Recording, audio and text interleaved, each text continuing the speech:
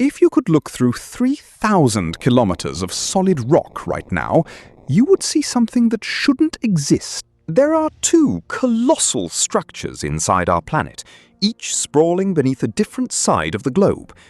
And for 40 years, we did not realize they might be made of something chemically different from the mantle around them.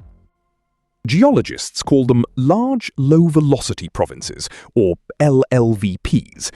If you brought them to the surface, they would cover an area larger than 2 whole continents stacked together. Beginning in the late 1970s, global seismic wave networks noticed something strange.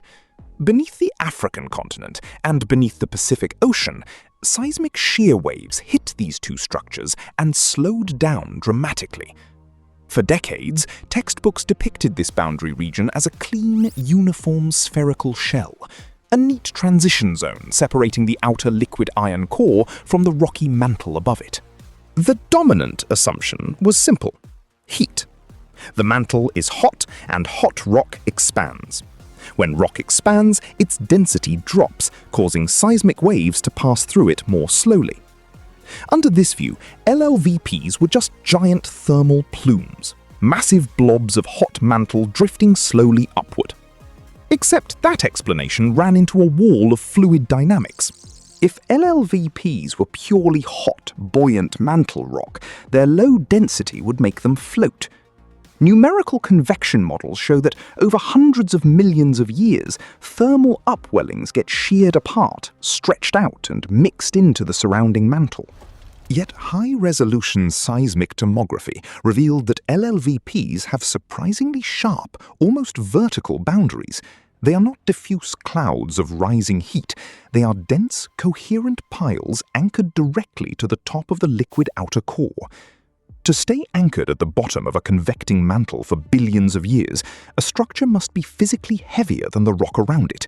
Heat alone cannot account for that. You need a chemical difference. This raised a profound paradox in planetary science.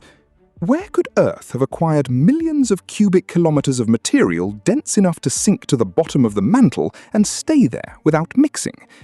To find the answer, we have to look up at the night sky and step back 4.5 billion years in time. In the early days of the solar system, the space around the young Earth was crowded with protoplanets. The leading theory for how Earth got its moon is the giant impact hypothesis. A Mars-sized protoplanet named Theia struck the proto-Earth at high velocity.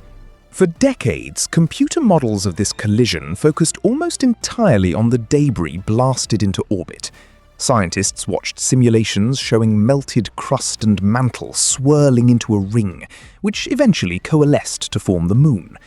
The assumption was that whatever part of Theia did not end up in orbit must have mixed completely into Earth's liquid magma ocean, melting and homogenizing into one well-blended planetary soup.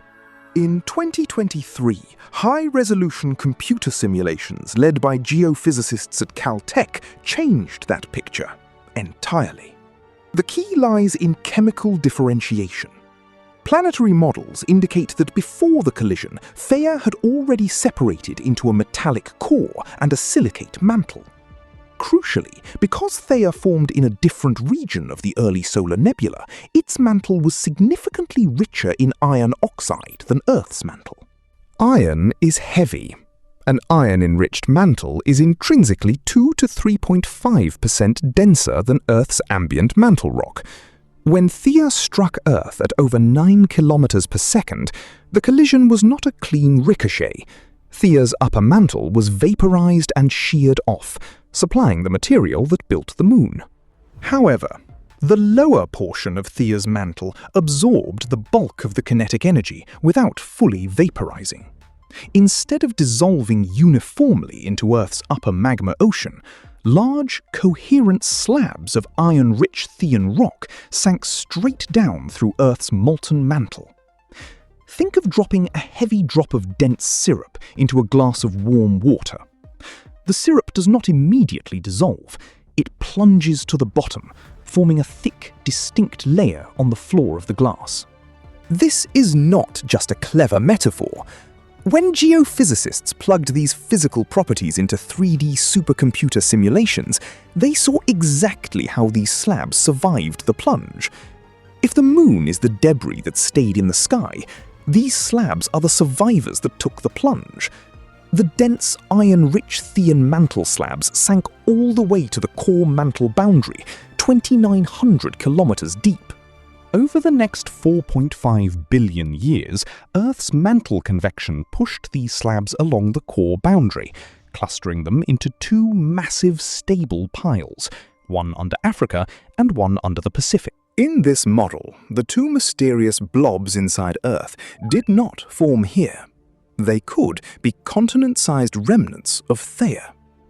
This model does not just sound plausible in a computer simulation, it makes specific predictions that match real-world observations. First, it explains the sharp seismic boundaries. Because LLVPs are chemically distinct, iron-enriched rock rather than simple warm spots, the boundary between normal mantle and an LLVP represents a sharp chemical change, which reflects seismic waves like a mirror. The smoking gun came from volcanic lava erupting in Hawaii and Iceland. Wait, how does a volcano prove a planet crashed into us 4 billion years ago? When lava erupts at mid-ocean ridges, it comes from the well-mixed upper mantle. Its chemical signature is uniform and recycled. However, when lava erupts from deep mantle plumes beneath ocean islands, geochemists find a hidden chemical signature from the birth of the solar system, an abnormally high ratio of helium-3 to helium-4.